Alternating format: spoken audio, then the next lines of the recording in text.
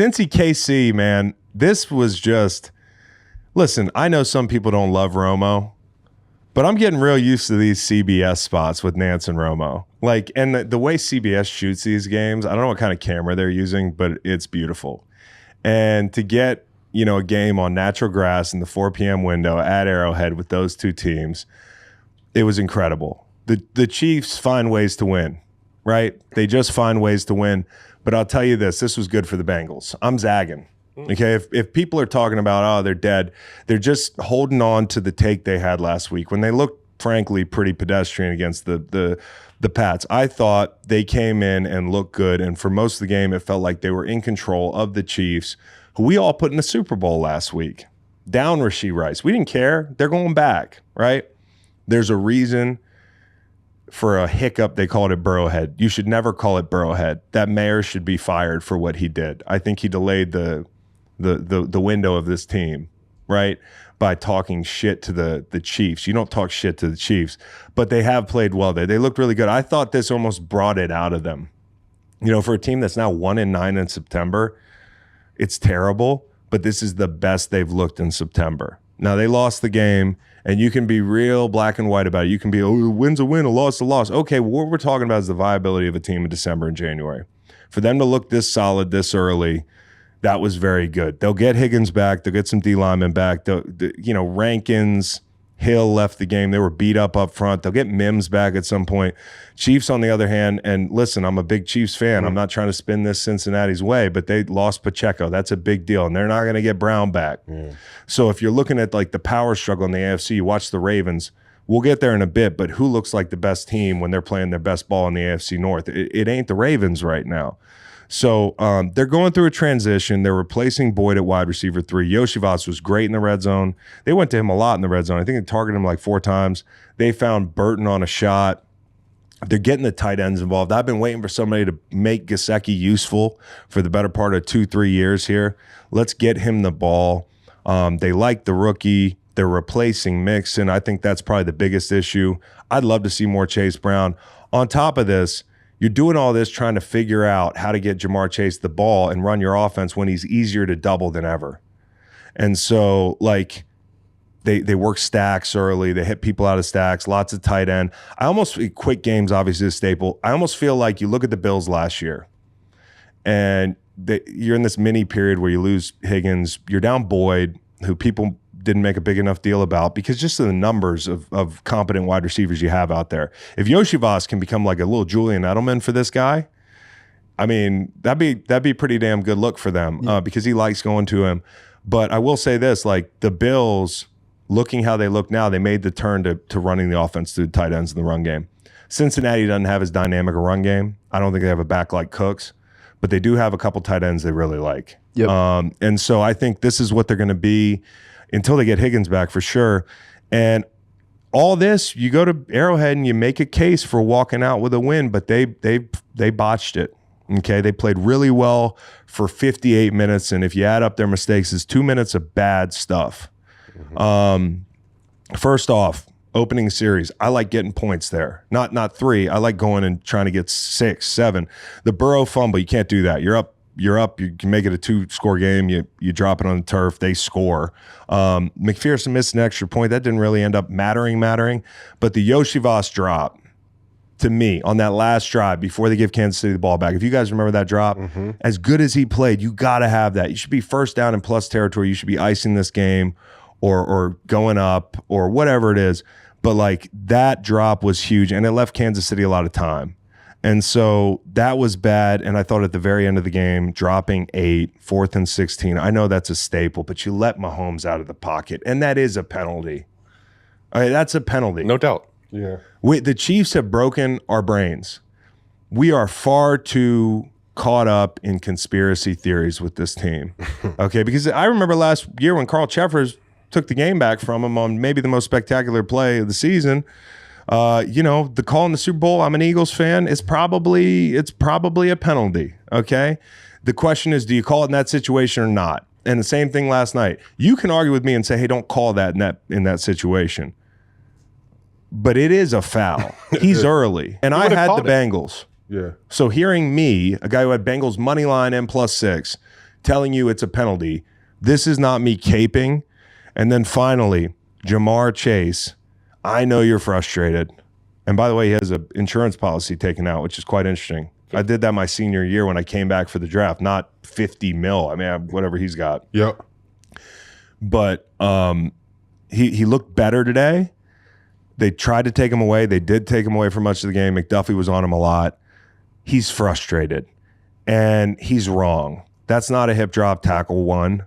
2, let it go and move on, my guy, because that is it's 3rd and 7 at the 30. You have a chance to get points, like 7 points on that drive. Change everything. You talked about you get that 4th and 22. You talked about the insurance policy he took out. Do you think the fear of injury for him right now is kind of clouding, it's like prevalent in his No, I think I think he's frustrated in general because he could see this situation going poorly if they figure out a way to work around him and his numbers aren't great and all of a sudden like he's going up to get a new deal. He's still Jamar Chase, but like, this is how you justify and you have leverage. It's like, well, we 4 or 5 targets a game, we can work around that. But he does change the game, like Kelsey as well, because you pay so much damn attention to him. So I think he's just got to be less frustrated. He's got to move on in that situation. Even on the sideline, he's still pissed off. Like, you got to move on. And somebody in that team's got to be like, hey, Jamar, you're our heart and soul, bro. Like, let's line up and get 3rd and 7. But it's easy to say until you get a contract done. Like, I feel like you're a professional. I get it. Are you saying that he should be justified in being frustrated and saying whatever he said to the official? What I'm saying is you can't do that. The game's on the line. Yeah. I understand you're frustrated, but in that circumstance, you got to move on. So I thought the backers played well. Davis Gaither had that pick on the Tampa 2 look where he slid in the middle. Pratt punched the ball out. Beau, the IDL bag, they're dipping into it, the depth. And I thought they got blown off the ball a little bit at times, but they survived. And, Hendrickson damn near wrecked the game. So you got the Taylor I was waiting for pick, the chance. Sorry to interrupt you. I was waiting for the chance to bring up Hendrickson because I think if they win that game, like he's the clear player of the game. Like they had that rookie left tackle out there. He was false starting. I think he had a penalty where he got his hands up in Hendrickson's face. Messed called a big play back for the Chiefs, but like he had 4 tackles, 2 sacks, 3 QB hits, and he just looked really smooth out there. Like they don't get as much pressure on the interior of their defensive line.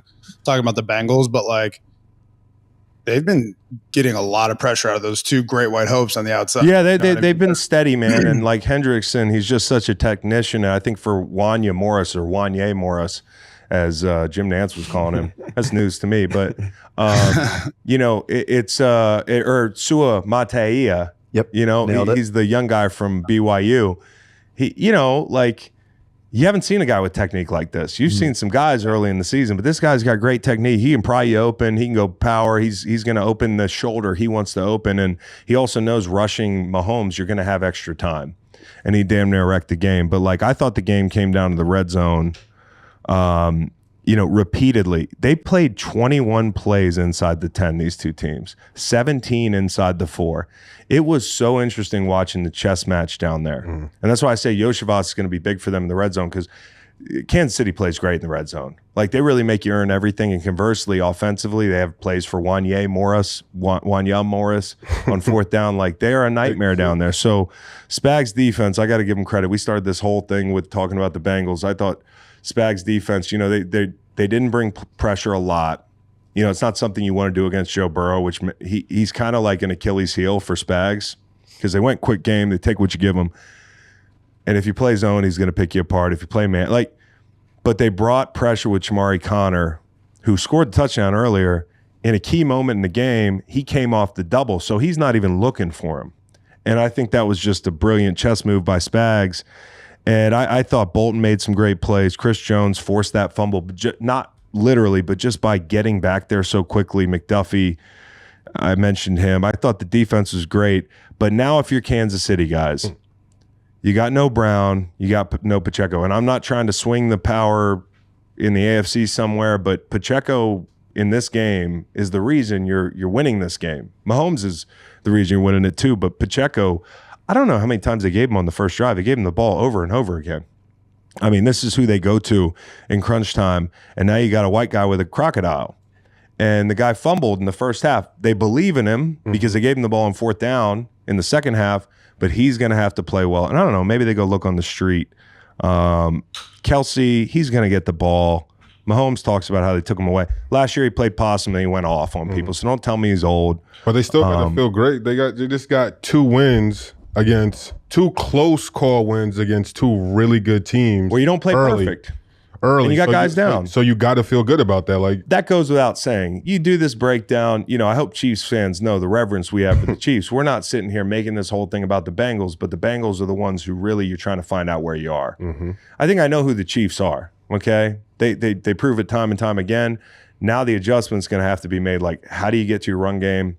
P. Ryan's a really good guy out of the backfield, but he's not going to – they need one guy. That first possession, they went to him 9 times. 9 times. That's your script. 9 times.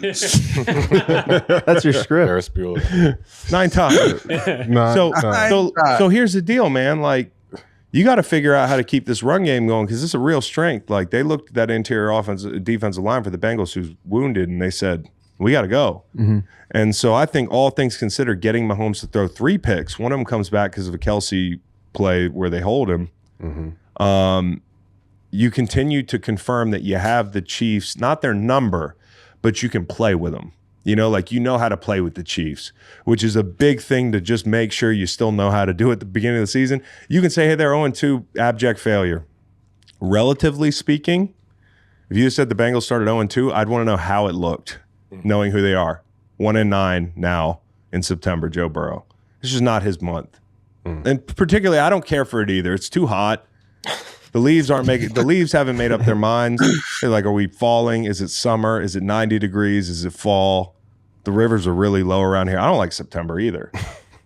They're still minus 140 to make the playoffs at BetMGM. Wow. They're going to get in. They're going to be dangerous at the end of the year if everybody stays healthy. It's a big if. And you can say I'm kid gloving them. I kid glove teams that have been in the Super Bowl. I kid glove Super Bowls that quarterbacks that have done it in crunch time. So if I'm not kid gloving your quarterback, maybe he hadn't been there.